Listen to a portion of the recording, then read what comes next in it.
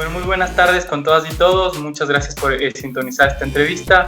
Hoy día es martes 24 de marzo de 2020 y tenemos el gusto de conversar con Byron Villasís, quien es especialista en sociología, economía y demografía, para hacer un análisis de las medidas económicas y políticas que está tomando el gobierno ecuatoriano en el marco de la crisis por el COVID-19. Byron, ¿cómo estás? Buenas tardes. Muchas gracias por aceptar esta entrevista. Hola a todos, más bien muchas gracias por la invitación y siempre un placer acompañarles y apoyarles. Muchas gracias, Byron. Bueno, para entrar de lleno, digamos, o antes más bien de entrar de lleno al análisis de las medidas que está tomando el gobierno, quisiera preguntarte por los aspectos globales o de carácter mundial que tú consideras que son relevantes para entender cómo enfrentar esta pandemia. Es decir, vemos que alrededor del mundo se están tomando medidas que parece que no tienen precedentes, también a una crisis que parece que no tiene precedentes en la historia de la humanidad.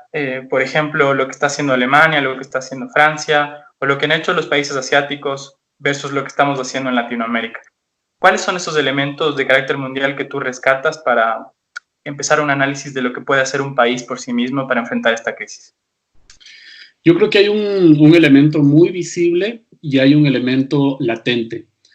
Creo que el elemento visible es que esta pandemia nos ha ayudado a reflexionar algo que para muchos de nosotros es algo obvio. Y este elemento visible es la necesidad de tener un Estado que esté preparado para defendernos frente a este tipo de crisis. Un Estado que sea solidario, un Estado que entienda que existen riesgos en este tipo de economía que no pueden ser defendidos a través de un sistema social en el cual los aparatos administrativos públicos están desarmados. Creo que eso es demasiado obvio. Creo que ante la tragedia que significa esta pandemia, todas esas voces que promovían el desmantelamiento del Estado, de adelgazar los poderes comunitarios, de debilitar lo público, ahora son un mal chiste. Creo que es algo demasiado obvio que inclusive economistas de las tendencias más liberales se dan cuenta de esa necesidad. Ese creo que es un factor que es demasiado obvio y creo que en términos sociopolíticos hay que saber cultivarlo, hay que saber consolidarlo para que se vuelva una matriz de pensamiento no solo en este momento de shock, sino para lo que se viene en el futuro. Pero no creo que sea el único elemento, creo que hay otro elemento que es latente y que todavía no veo que despega al momento de entender la dimensión y el impacto de esta crisis. Y me refiero a que todo el diagnóstico, toda la evolución del análisis de esta pandemia está concentrada en entender la dispersión geográfica de esta pandemia, la volatilidad de cómo nace en China, empiezan los países del norte a experimentarlo y luego en el sur y los países reaccionan con sus sistemas públicos, etc. Tenemos muy presente hoy en día la situación geográfica, la dispersión geográfica, pero creo que está ausente todavía de la mesa, pero está muy latente detrás de este fenómeno la dispersión social. Hay que entender que este fenómeno tiene una característica muy concreta que al inicio está afectando a todas las capas sociales y es, de hecho, como muchas pandemias, empieza en el norte y va a terminar contaminando al sur global, pero empieza con una característica que son los mecanismos de interconectividad globalizantes los que están transmitiendo esta pandemia. Los aeropuertos, los comercios, las grandes ferias y sobre todo en el norte global. Pero asusta muchísimo, sobre todo porque no está afectando a todas está afectando sobre todo a todas las clases sociales. Pero lo que debemos sacar a luz dentro de este ejercicio y que todavía lo veo muy latente es que no estamos dándonos cuenta o no estamos reflexionando lo suficiente o no estamos volviendo explícitos análisis donde nos damos cuenta que quien más va a terminar afectado de esta pandemia son las clases populares, son las clases trabajadoras. Esto es una guerra y como en toda guerra, quienes más terminan afectados son los pobres. Entonces, creo que tenemos muy claro con este fenómeno hasta el momento la dispersión geográfica, pero hay que entender y hay que desarrollar espacios como este para que nos ayudemos a problematizar, a objetivizar lo que está pasando y lo que va a pasar con las clases populares, porque está realmente evidente la necesidad de repensar que quien mueve la economía son los trabajadores, que quien está defendiendo este proceso son los trabajadores públicos, y que refleja eso un hecho de que tenemos que pensar esto en sistemas en términos sociales, no solo en términos geográficos. Ahora, en ese sentido, ¿tú ves algún caso de algún país, por ejemplo, de Latinoamérica, que esté respondiendo desde su Estado para proteger precisamente a las clases populares y a las más vulnerables en esta crisis? No, la verdad, creo que depende mucho del contexto. Hay pésimos ejemplos como el caso ecuatoriano. Creo que Ecuador hace todo lo que no se debería hacer, pero creo que hay destellos de creatividad y de solidaridad en ciertas decisiones que está haciendo, por ejemplo, Perú. Argentina ha tomado definitivamente pasos que a mí me llaman la atención en el buen sentido, porque piensa y prioriza aspectos de salud y aspectos de proteger sobre todo a la clase trabajadora frente a este problema. Sin embargo, hay que ver todavía un poco los defectos, porque yo creo que aún a pesar de lo que está haciendo Argentina, creo que no es suficiente, creo que hace falta mucho más, porque el frenazo económico y el golpe social, el impacto social de que se nos viene es realmente dramático. Al menos Argentina y Perú me parece que están dimensionando el problema en términos adecuados. Pero el resto de países no. Hay pésimos ejemplos como el como el ecuatoriano, como el brasileño, que son el otro lado de la moneda, ¿no? Pero en términos agregados habría que pensar quién está haciendo buenas prácticas y tomando un poco de todo para tratar de identificar hacia dónde deberíamos caminar. Bueno, ya en el contexto entonces latinoamericano, tú eres muy activo en las redes. Por ejemplo, hoy veía que publicaste un ranking de los países que tienen más contagios en números absolutos y en números per cápita. Y Ecuador ocupaba en ambos casos el segundo lugar, ¿no? Detrás de, en el caso absoluto, detrás de Brasil, en el caso per cápita, detrás de Panamá. Y tú precisamente pones a estos países, bueno, Brasil y Ecuador como uno de los casos que no hay que seguir. Pero si vamos ya directamente entonces a hacer el análisis de lo que está haciendo Ecuador, tenemos que el escenario no es nada positivo, no tenemos un decrecimiento de la economía, tenemos una balanza comercial negativa, un riesgo país elevado, una caída del precio del petróleo con castigo. En este contexto, digamos, ¿tú qué es lo que crees que está haciendo el gobierno para entender este contexto y poder enfrentar la crisis? Tú estás siendo crítico con el gobierno diciendo que no está manejando bien. ¿Por qué crees que no está haciéndolo y qué crees que más bien podría hacer en este contexto? Bueno, creo en primer lugar que no está preparado en términos profesionales. El haber cambiado de esa forma a la ministra de Salud, leyendo con detalle las implicaciones políticas que significa la carta de renuncia de la ministra de Salud, entendiendo estas respuestas que realmente son muy difíciles de procesar, como el tema de priorizar un pago de deuda en estos momentos, o viendo la desorganización, el desorden, o como esta forma de identificar a qué alcalde apoyar de acuerdo a quién me conviene políticamente, son apenas señales de una falencia estructural, en el sentido de que yo no veo a un Estado coordinado, yo no veo a un gobierno que esté centralizando las decisiones de una forma profesional. Entiendo que hay momentos para hacer política, entiendo que el rol del Estado tiene una lógica y tienen sus intereses, pero creo que hay momentos y momentos. Estamos en una pandemia, estamos en un momento donde Ecuador está llamando la atención por lo grave, la gravedad de los números en términos de esta pandemia, y lo que veo es juegos políticos para tratar de defenderme, para tratar de quedar bien, para tratar de posicionar una idea política a largo plazo, cuando literalmente, como alguien decía justamente en redes, ni siquiera se ha enfriado la sangre de los muertos y están pensando en aplazar las elecciones, están pensando en contentar a los mercados financieros. O sea, es como que yo no entiendo qué realidad están leyendo, sinceramente. Hay destellos, y lo digo, yo ni siquiera en mi vida he visto personalmente nunca al alcalde de Quito, pero me parece que está haciendo una labor que ni siquiera es exorbitantemente plausible, es racional, tiene una toma de decisiones que tú dirías son las cosas que hay que hacer. Pero inclusive tú ves que existen esos destellos de buenas decisiones que ni siquiera son espectaculares y más bien se tratan de opacar, se tratan de atacar.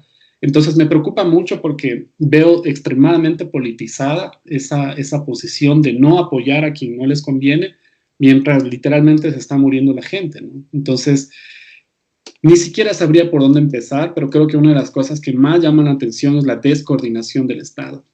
Le tienes por un lado una ministra de Salud renunciando porque no le dan dinero, le tienes a un ministro de Economía que está pensando en contentar al FMI, le tienes a un ministro de Cultura buscando conciertos por internet, le tienes a otras áreas del Estado que son absolutamente esenciales en pandemia, que ni siquiera se han pronunciado, le tienes al ministro del Trabajo haciendo todo lo posible por atacar a los trabajadores. O sea, es como que tienes un equipo de fútbol de niños y que cada uno está corriendo por su lado sin ni siquiera entender de qué se trata esto.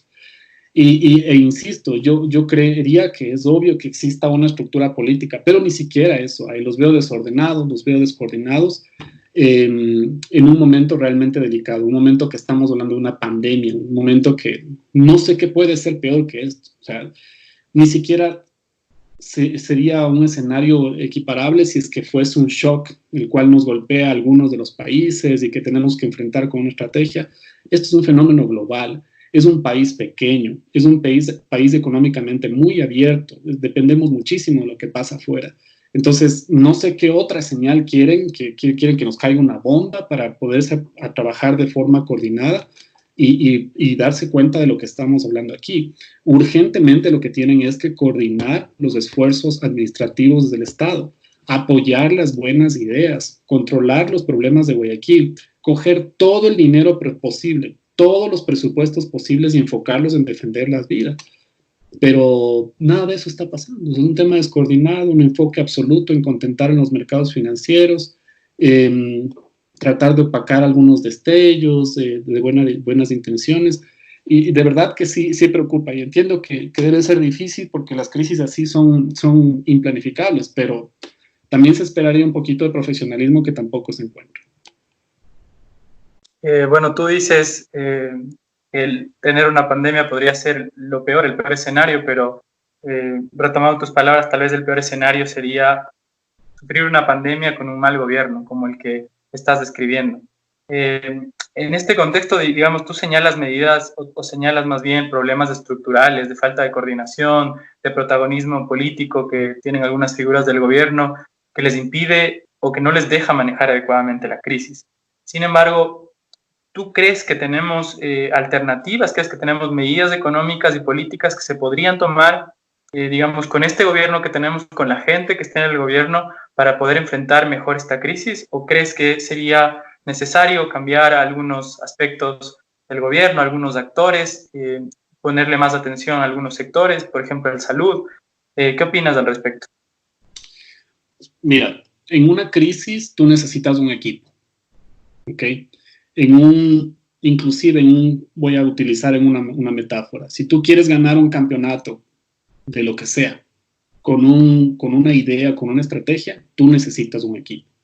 Ese equipo tiene que estar entrenado profesionalmente y tiene que tener la motivación para trabajar en conjunto. Esas dos características las necesitas así quieras ganar un campeonato normal o una crisis o una tragedia como esta.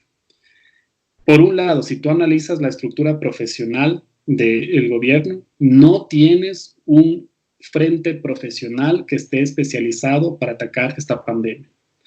A 20 días de esta crisis, traen un ministro de salud después de después de toda la crisis que se desarrolló con la ministra anterior. Y un ministro le empieza a atacar a la anterior ministra, el presidente también empieza a mandarle indirectas a la anterior ministra, demostrando que lo que había aquí era descoordinación y desajuste profesional. Una cosa gravísima, es como que tú quieras jugar grandes ligas de alguna profesión, pero que no tenías equipos profesionales para eso. Eso es apenas el 50% del problema. El otro 50% del problema es que la gente, cada uno de los miembros de ese equipo, esté pensando en el equipo. que esté pensando en trabajar para que ganemos este partido, para que ganemos este campeonato, para que defendamos la camiseta. Yo veo un miembro de un equipo pensando en contentar a su grupo de poder, otro miembro de equipo pensando en contentar a su otro grupo de poder, otro miembro de equipo pensando cómo castigar a los que no me caen bien, otro miembro de equipo llegando para ver cómo fomenta algo de orden dentro del caos. Entonces, ¿cómo vas a tener una buena respuesta como equipo si tienes personas que están defendiendo a cada uno de sus espacios? Y ese es un problema no nuevo, sino que ya lo venía acarreando antes este equipo que estaba al frente de todo este proceso. Entonces, si es que quisieran reorganizar todo esto y enfrentar el problema que se nos viene, porque eso es algo que hay que conversarlo de forma muy explícita, no nos ha llegado el golpe más fuerte. El golpe más fuerte está por venir. Y ni siquiera llegando ese golpe, se los ve sin profesionalización y sin trabajo en equipo. Entonces, si tú quieres, aunque sea intentar aminorar o suavizar ese golpe, tienes que reprofesionalizar los equipos, tienes que coordinarlos, tiene que haber una cabeza técnica de salud pública, no cabezas que quieran figurar, y ahí has cumplido la mitad del deber. La otra mitad del deber es recomponer los equipos con personas que estén pensando en el equipo, que estén pensando en el país. Entonces, yo tendría honestamente la decisión, si es que fuese mi decisión, de reorganizar completamente los equipos, de pedir la renuncia absolutamente a todos y literalmente, desde el cargo más pequeño político que yo puedo organizar como líder, hasta el cargo más importante, personas que estén absolutamente centradas en la emergencia de salud pública. Porque no creo que todavía, no logro entender qué tienen en la cabeza, porque no creo que se dan cuenta de la gravedad de este problema. Tienen que tener como prioridad el tema de salud pública, porque esto nos va a causar dolores de cabeza mínimo 2 o 4 años. Entonces, una vez que tengas ese equipo, puedes empezar a trabajar. En el mediano plazo, en el corto plazo, si sigues con los temas de cómo crear incendios o otras cajas chinas para apagar los otros incendios, esto no nos va a llevar a ningún lado. Y como te digo, lo triste de todo esto es que el problema ni siquiera ha empezado. Ahorita estamos empezando a ver las olas que están amenazando en el horizonte, pero todavía no nos ha golpeado nada. Ahora, el escenario que tú planteas parece, de reconfigurar los equipos, parece poco probable cuando tienes un gobierno cuya cabeza principal, o la que debería ser la más visible, en realidad no toma un papel protagónico, ¿no? Si, por ejemplo, comparamos con lo que pasa en Perú, yo veo que en Perú todos los días el presidente sale a anunciar en la tarde el trabajo que se ha hecho durante el día, anunciar las medidas que están tomando, mientras que acá ves un caso diferente. Acá ves que cada uno de los ministros o de los principales ministros que están cerca del gobierno de Moreno son los que toman la batuta sobre su propia agenda, sobre su propia área de influencia, digamos, y el presidente aparece al final del día para hacer una cadena pregrabada. Hay muchos que dicen que ni siquiera está aquí en Quito. Entonces, ¿cómo es posible reconfigurar un equipo en el gobierno nacional si no tienes ni siquiera un presidente que pueda tomar partido y tomar, digamos, democráticamente la decisión de cambiar todo el equipo, como tú mencionas? No tengo una respuesta para eso, de verdad no tengo una respuesta para eso, porque como te digo, si tú quieres, aunque sea defendernos de la goleada que se nos viene, tú necesitas personas que estén especializadas en el tema, y segundo, tú necesitas personas que estén interesadas en el tema. Y no veo nada de las dos cosas.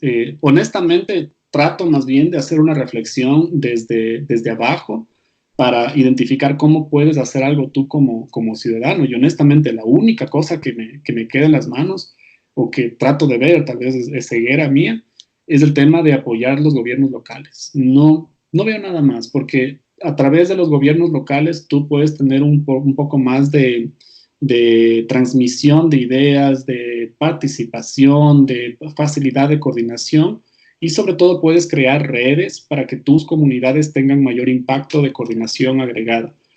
Pero de ahí a pensar a que tú puedas tener una estrategia a nivel agregada político, no lo creo. Honestamente, y con el dolor del alma lo tengo que decir, con todo el respeto del mundo, porque acá también hay que dejar claro siempre que uno no quiere hacer daño a nadie, porque a veces la gente se toma muy a personal. pero yo no, o sea, les veo al uno interesado en el tema político, en el otro acordarse de lo que pasó hace 50 años, el otro de lo que pasó hace 10 años, el otro pensando en una campaña, crear estas campañas de veamos cómo modificamos las elecciones del 2021. O sea, realmente son cosas que espantan porque yo no creo que se están dando cuenta del problema de lo que significa. Si quieren tener elecciones un poco más tarde, vean, por último, primero hagamos que sobrevivan los electores para que luego estén pensando en las elecciones. No los veo pensando con ese sentido de estrategia. No tengo una respuesta para tu pregunta, pero yo creo que la única salida que al menos estoy viendo es apoyar a los gobiernos locales. Y sé que esa es una salida realmente difícil de asimilar para algunos municipios, algunos GATS, pero hay que jugar con lo que hay, y lo que hay son autoridades locales que podrían un poco defenderse, y eso más esquivándose de que no les hagan daño porque pueden herir susceptibilidades políticas. Entonces es la herramienta que le queda al ciudadano, un poco en términos de activismo y de apoyo a este proceso. Bueno, entonces antes de pasar al tema de lo que los ciudadanos podríamos hacer, digamos, para enfrentar esta crisis, vamos al tema de la gestión territorial, precisamente de los gobiernos autónomos descentralizados, que dices que podrían tener un papel que nos salve al menos de esta crisis. Igual ahí hay disputas, igual ahí hay distintos modelos de gestión. Tal vez el caso que más llama la atención es Guayaquil, ¿no? Que tiene el 70%, más del 70% de los casos a nivel nacional, y sobre el cual se ha ido a lo largo de la historia del país, o por lo menos en los últimos 20 años, señalando que es un modelo exitoso de gestión, que es un modelo que ha sacado la ciudad de muchos problemas que tenía, pero no sé, ¿cuál es tu lectura de lo que está pasando en Guayaquil en particular y de lo que está pasando en otros, a ver si nos podemos mover también a otras provincias del país?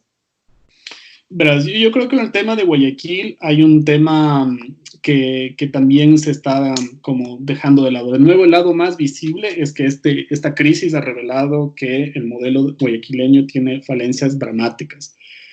Que uno pensaría que esto es una cuestión política, que es obvio ante cualquier analista medianamente sensato, se da cuenta de las falencias de infraestructura de Guayaquil, los problemas de exclusión, los problemas de inequidad.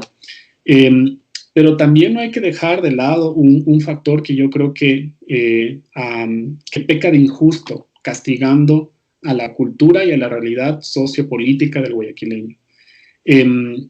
Tú tienes de pronto, y ojalá me equivoque, pero yo creo que los próximos días van a estar cargadas las noticias, sobre todo los medios masivos, de operativos de control y de opresión a los estratos pobres no acatan la orden del toque de queda. Pero tienes que también ponerte a repensar de quién estamos hablando cuando estamos hablando del guayaquileño. El guayaquileño, primero, para empezar, cualquier lógica tienes que situarte en las nociones realistas ecológicas que tiene la ciudad. La ciudad es una ciudad muy caliente, la ciudad es una ciudad muy húmeda, y la ciudad, en la gran mayoría de su población, tiene barrios muy populares que dependen muchísimo de la actividad económica. Y no estamos hablando de la actividad económica en la cual nos podemos sentar a trabajar por Skype o por Zoom. Estamos hablando de trabajadores informales que tienen que salir a buscarse literalmente el pan de día a día. Estamos hablando de poblaciones que tienen viviendas que en muy pocos casos, o una proporción que no es significativa para ser más exacto, no tienen aire acondicionado, no tienen las condiciones para poderse quedar en casa. Entonces, hay una visión jerárquica de castigo hacia la cultura del guayaquileño diciendo, quédate en casa, tienes que quedarte encerrado y todo lo demás, pero si te pones en los zapatos de la gente trabajadora del guayaquileño, el guayaquileño es una persona que tiene que salir, primero porque quédate en una casa que no necesariamente tiene las mejores condiciones de infraestructura a 40 grados centígrados, sin aire acondicionado y sin tener que comer para ese día. O sea, suena facilito decirlo desde un escritorio, desde un COE con aire acondicionado, con toda la infraestructura que ahí no se ponen a pensar de dónde salió el dinero para hacerlo, y dices, castíguenles, métanles preso. Tienen que acatar porque son indisciplinados, porque así son los guayaquileños, es una barbaridad. Te pones a pensar, acá estamos hablando de gente que no tiene infraestructura en sus viviendas, que recién se dan cuenta que tiene problemas, inclusive hasta de dengue. O sea, es algo impensable que el país deje de invertir en fumigaciones de dengue, no resolvemos sus problemas y queremos castigar en términos culturales a los estratos más populares porque nos llega una pandemia. Entonces, creo que ahí hay una falta de reconocimiento de qué tipo de cultura y de hábitos tiene la sociedad guayaquileña. Ahora, no estoy diciendo que esta debe ser permitido que salga y que están haciendo todo bien, por supuesto que no, pero yo sí percibo una posición jerárquica, absolutista, represiva, que va a tener tintes que son opacos en el futuro. ¿Por qué? Porque no se reconoce qué es lo que es el verdadero Guayaquil en términos de infraestructura. No tener siempre agua potable, tener mal sistema de alcantarillado, tener una desigualdad realmente extrema, tener todo este sistema de distribución geográfica que es hasta dramático de entender cómo la clase trabajadora está en ciertas zonas de la ciudad, se trabaja en otras zonas, la clase pudiente está muy demarcada en otra zona, y de pronto tú tienes un tema de que les obligas que se queden ahí, y si se tienen que morir de hambre o morir de calor en una casa sin aire acondicionado, pues que se mueran. A mí lo que me interesa es que las calles estén limpiecitas. Entonces, es muy triste. De nuevo, creo la situación más difícil de los guayaquileños porque no vas a tener un gobierno nacional que tenga un sistema profesionalizado ni coordinado para trabajar, por lo que hemos hablado. Y en el caso del municipio va a estar pataleando con estos temas de esta posición siempre jerárquica y autoritaria de creer que uno tiene que a la patada hacer lo que la autoridad dice, ¿no? Así eso implique cerrar un aeropuerto y poner vidas en peligro, o así implique olvidarnos toda la realidad socioeconómica que tiene la clase trabajadora guayaquileña. Sin lugar a duda es donde ahí va a haber mucho que analizar y que conversar, porque los guayaquileños son los que terminan más perdiendo en este proceso. Y en el caso de las otras provincias, bueno, tú mencionaste el caso de que, bueno, en Pichincha y en particularmente en el Distrito Metropolitano de Quito, ves que se está haciendo lo razonable para ayudar a los efectos de esta crisis, y sin embargo, a pesar de eso, también tienes ciertos problemas, así como en Guayaquil. Aquí en Quito, por ejemplo, hoy circulaba un video de policías metropolitanos tratando de desalojar a comerciantes en el mercado de San Roque, cual también es, digamos, difícil y refleja lo que tú mencionabas de que las clases más populares son las que están sufriendo más de estas consecuencias. Entonces, ¿qué crees que podríamos hacer desde la sociedad civil, desde las organizaciones, desde los movimientos, para pensar más en digamos, en tejer redes comunitarias, en tejer redes en la economía popular y solidaria para precisamente apoyar a estas personas que están pasando esta crisis, digamos, de manera muy difícil? Y que además esto nos demuestra otra cosa, ¿no? Que es el hecho de que tú mencionabas la comodidad de quedarse en casa, es un privilegio de clase, ¿no? Que solamente lo pueden hacer determinadas personas en determinados contextos. Entonces, volviendo a este tema de cómo apoyar la economía popular y solidaria en este contexto, ¿qué crees tú que podríamos hacer? Sí, a ver, yo creo que Quito tienes un poco más fácil la película y enfatizo las comillas por tres motivos. Porque Quito, primero, tiene condiciones ambientales que son más fáciles de decir a la gente entra a su casa, porque en serio, a veces es muy bonito resolver esto en temas de hacer en PowerPoint, en Excel, pero no te das cuenta la temperatura, cosas tan básicas como esta, que en Quito es obvio que la gente tiene que recogerse por el frío. Es una economía un poco menos, no mucho menos, pero un poco menos informal que la guayaquileña, por lo tanto tiendes a tener un poquito más de facilidad en coordinar estos esfuerzos cuando hay emergencias sanitarias. Pero a eso tienes que agregar dos cosas, que Yunda, dentro de todo, tiene capacidad profesional, es doctor, o sea, así de simple. Y tiene una lógica de tomar precauciones mucho más anticipadas que lo hicieron el resto de autoridades. Entonces, acuérdate cuando conversábamos al inicio, yo te decía, cuando quieres enfrentar estos problemas, tienes que tener dos características en el equipo. Tiene que ser profesional y tiene que generar cohesión, tiene que jugarse la camiseta por el equipo. Y Yunda hace eso. Entonces, como Yunda es doctor, tiene todas las cartas para poder jugar y rodearse de buenos miembros de equipo, porque es una crisis que empata con su profesión. Y segundo, tiendes a tener un equipo que genera más solidaridad por ciertas características que facilitan la estructura de apoyo en Quito, porque es menos informal, tienes más dependencia de trabajos que están más concentrados, entonces un poquito más fácil por ahí. Sin embargo, no creo que es completo lo que se está haciendo. Falta mucho por hacer y especialmente en repensar quiénes son los que están absorbiendo la mayor cantidad de la crisis, que son las clases populares, que son los trabajadores.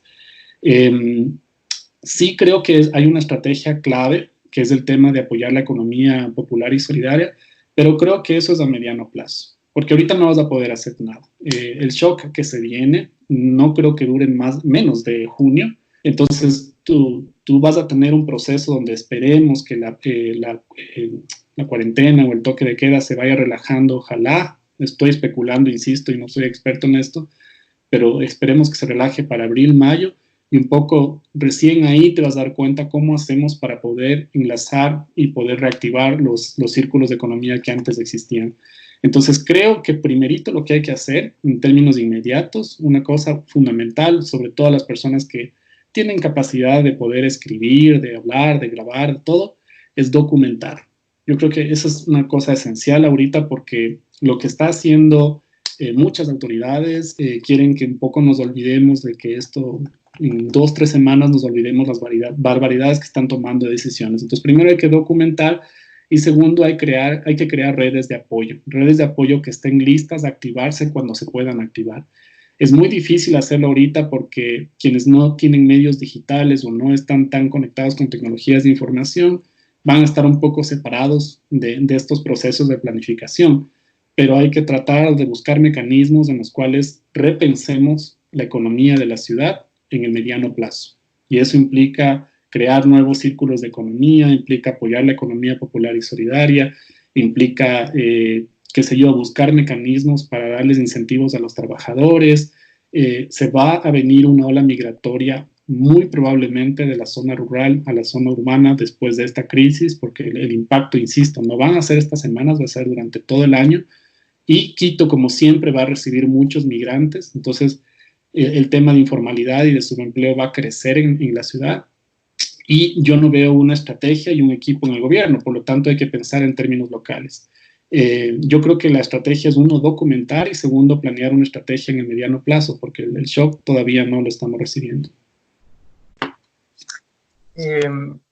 Ahora, dentro de las iniciativas ciudadanas también, ¿tú cómo ves el tema de la solidaridad que se puede expresar? Tú mencionas hacer redes, por ejemplo, ahí entra claramente el parámetro de la solidaridad, pero también hay otras iniciativas que pareciera que tienen que ver con politizar el espacio privado, ¿no? Por ejemplo, en otros países vemos que cuelgan carteles en las ventanas, que hacen cacerolazos, es decir, que dado que no se puede hacer una protesta en el espacio natural de los sectores populares, que digamos que son las calles, en este contexto, pareciera que hay una necesidad de politizar el espacio privado. Pero hay muchos actores políticos y de los medios de comunicación que más bien lanzan un mensaje de que hay que evitar politizar esta crisis, ¿no? Es como que se lee politizar no en el sentido de pensar colectivamente, sino en el sentido de partidizarlo, de llevarlo hacia algún interés determinado. ¿Qué opinas tú sobre este tema? Yo creo que la estrategia que puede funcionar en términos de generar reales mecanismos de solidaridad son los temas de desconcentrar los mecanismos de comunicación.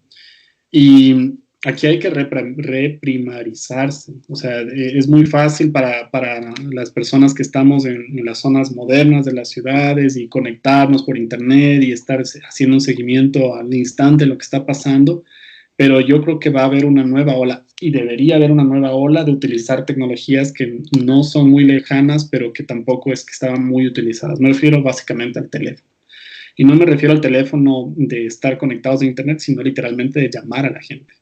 Creo que ese es un mecanismo para, de una u otra forma, primero, mantener una psicología sana dentro de las personas que están enfrentando esta crisis y segundo, desconcentrar ese flujo de información de medios de comunicación masivos que claramente ya sabemos un poco qué tipo de mensajes tienen. Creo que la estrategia un poco debe ser tratar de buscar cualquier mecanismo de conectarnos entre nosotros que no solo implique aquellos mecanismos que están concentrados en las zonas que tienen mayor capital, no solo económico, sino también inclusive simbólico. Me refiero a llamar por teléfono, me refiero a conversar literalmente cuando tienes la oportunidad con alguien, me refiero a no utilizar los medios de comunicación masivos, o al menos no solo consumir eso, sino regresar a la radio, regresar a utilizar el Internet, pero creando formatos que permitan ser difundidos a estratos más populares.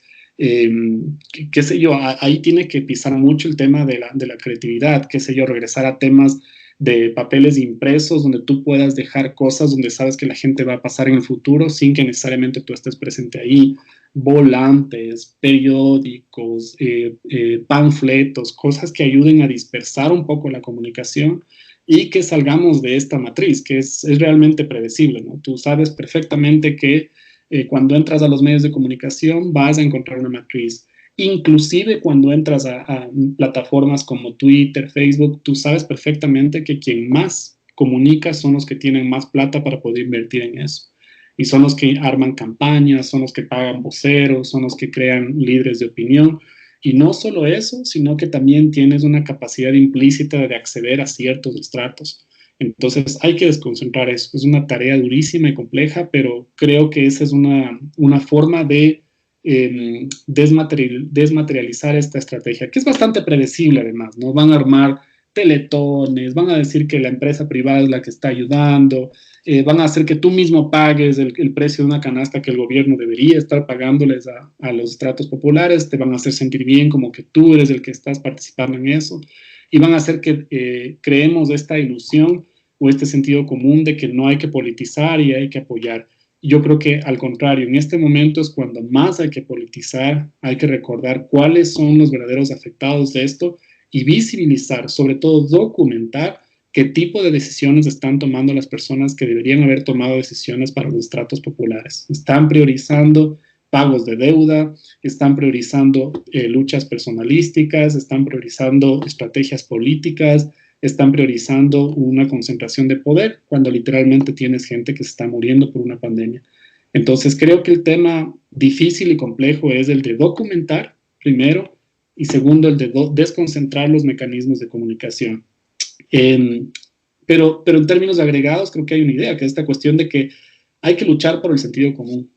Y creo que eso sí es algo que quiero rescatar de tu pregunta, porque normalmente lo que nos termina pasando en estos ejercicios es que nos gusta coger el resumen, nos gusta coger lo más fácil que nos van a presentar estos líderes de opinión que les giras un cheque y te cambian de opinión con los que tú quieras.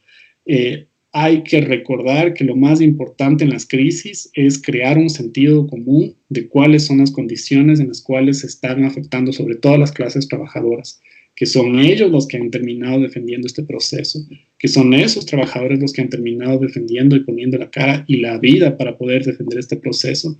Entonces, esa idea, esa connotación tiene que estar presente y defender este sentido común, que es el sentido común de la gente, no el de una matriz mediática que tiene una preferencia política.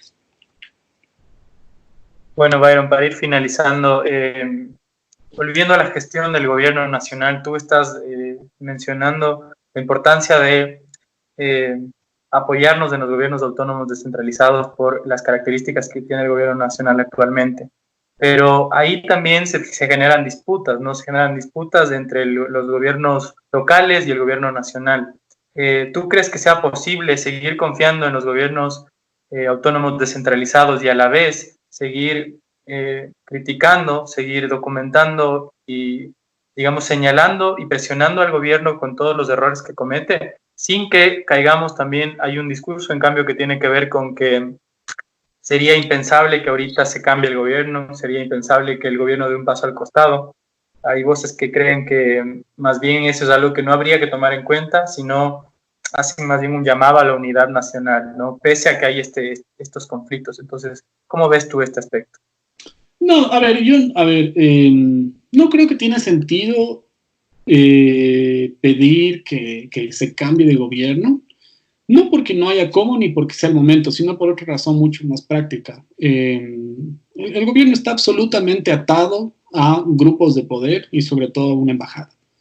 Entonces pensar eso sí, es irreal, porque ellos estarían dispuestos a ofrecer inclusive vidas a cambio de que se mantenga esa estructura de poder.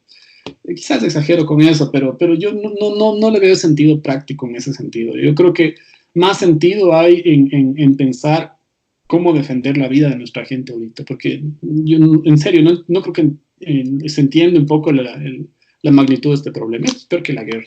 O sea, literalmente esto es peor que la guerra. Y acuérdate que en la guerra a quienes se les pone de carne de cañón es a la clase trabajadora. Son a las familias humildes que les mandan de primera línea en los mandos militares. Y aquí van a poner de carne de cañón a los trabajadores médicos, van a poner de carne de cañón a los trabajadores públicos. Es tal cual una guerra.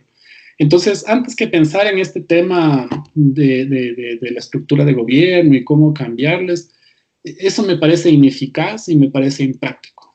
Ahorita yo lo que creo que hay que hacer es concentrarnos en cómo defender la vida de nuestra gente, porque estoy claro de que quien no lo está haciendo, entonces si alguien no lo está haciendo, te toca hacer, aunque sea a tus redes comunitarias, a tu barrio, a tu grupo de amigos en la universidad, a tu grupo de amigos en la escuela, a tu familia, si es posible, a tu zona más agregada del barrio, y vas a llegar a la ciudad y vas a tener que defender a tu trinchera ahí. Y tal vez suena un discurso muy guerrerista, pero yo creo que se nos viene un tema realmente dramático. Entonces, si es un tema dramático y te están queriendo usar como carne de cañón, tienes que defender tu vida. Entonces, y me refiero a tu vida, me refiero a la de tu familia, me refiero a la de los tuyos. Entonces, pensar ahorita en esas estrategias, no, ellos en eso más bien se han pasado pensando cómo evitar estas cosas y cómo que nos pongamos a discutir en esta cuestión. Y de nuevo, esa es la lucha del sentido común, ¿no? De caer en el juego de ellos, de no nos quieren hacer un golpe de Estado, deberíamos pensar en la unidad. Esa es una discusión en la que ellos quieren que caigamos. Ahorita hay que defender la vida de nuestra gente. ¿Cómo defender la vida de nuestra gente? Apoyando a quienes están dispuestos a pensar esto en un término profesional, en un término de salud pública, ayudando a desconcentrar, documentando, escribiendo, conversando con tus amigos, llamando por teléfono, creando redes y un poco descontaminándote de estos juegos y de esta enmarcación que conversábamos en otras ocasiones con ustedes, de hacer esto un juego político, ¿no? A mí me interesa que discutas entre este parámetro y quiero que estés ahí tonteando.